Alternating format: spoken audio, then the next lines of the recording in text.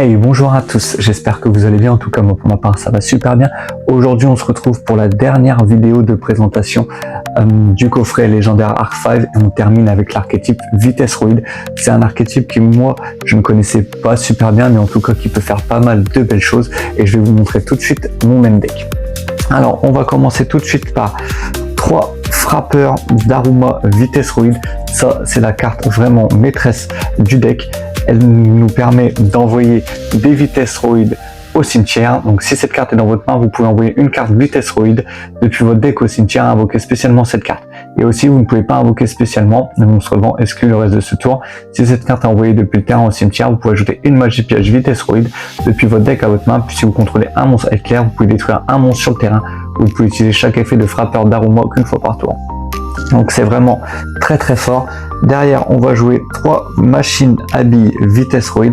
Donc lui c'est le monstre pendule du deck qui est d'échelle 1 et qui nous permet du coup lorsque cette carte est invoquée normalement on peut activer cet effet, ajouter un monstre Vitesroid depuis notre deck à notre main. Donc c'est vraiment très fort. Derrière on va jouer 2 ailes synchroniques qui elle est l'autre monstre pendule échelle de niveau 4.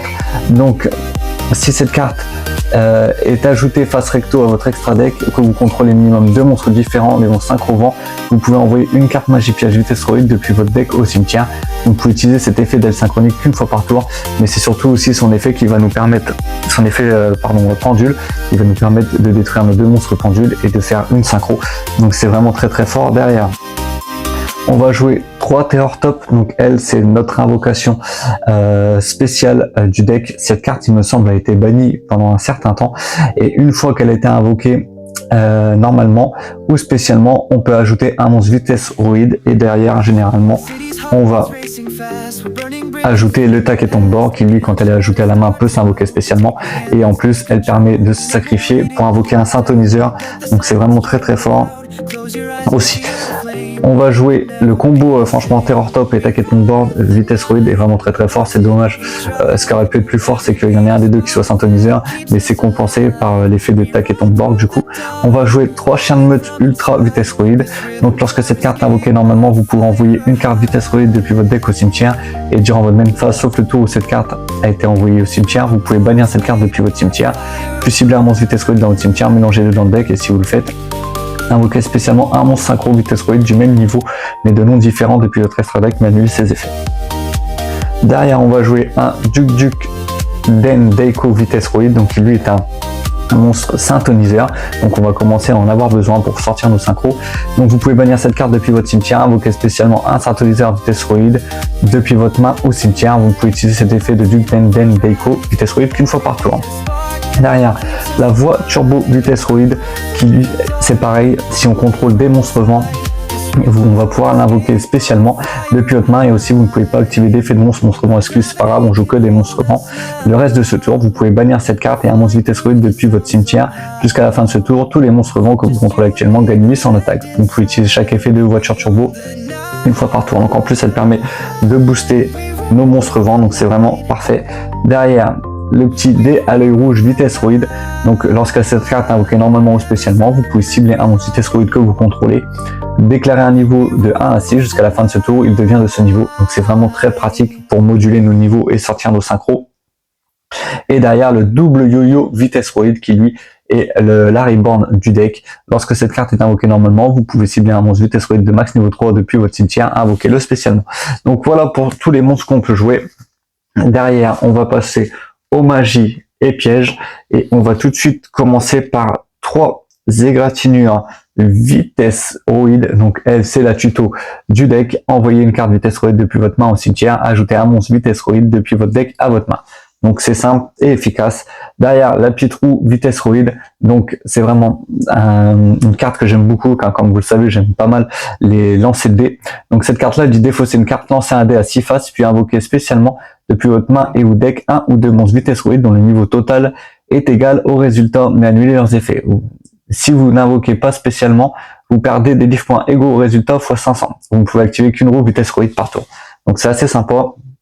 En fonction du dé que l'on peut faire et de la chance que l'on a, on peut peut-être invoquer 1 ou 2 monstres. Donc honnêtement, toujours pour remplir le board et sortir des synchros, donc ça va être très fort.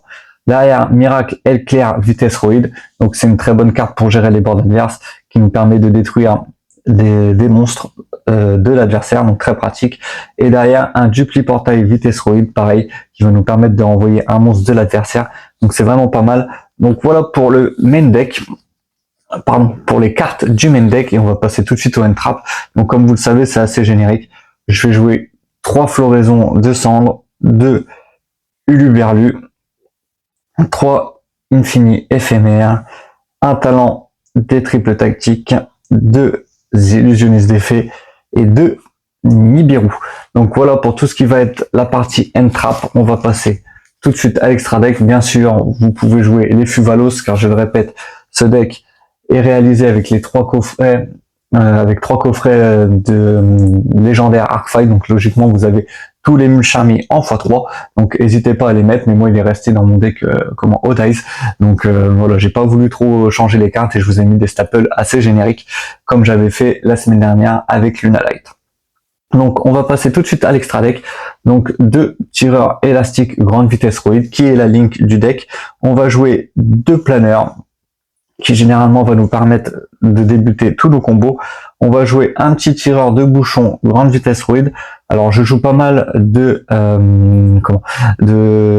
synchro, de niveaux différents, que on peut moduler le niveau des monstres, et en plus il nous faut des petites synchros pour partir sur nos gros monstres. Vous allez voir, en plus celle-là est de niveau 3 et c'est une machine synchro synthoniseur, donc on pourra s'en servir derrière.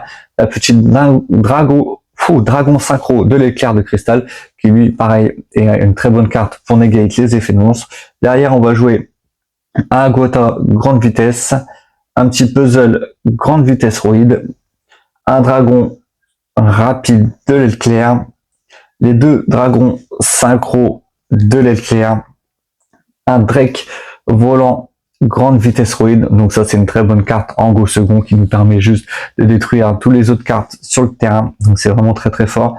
Derrière, un petit motocycliste éclair et le boss monster du deck, le Supra Dragon de l'éclair de cristal, que l'on va jouer en 2 exemplaires.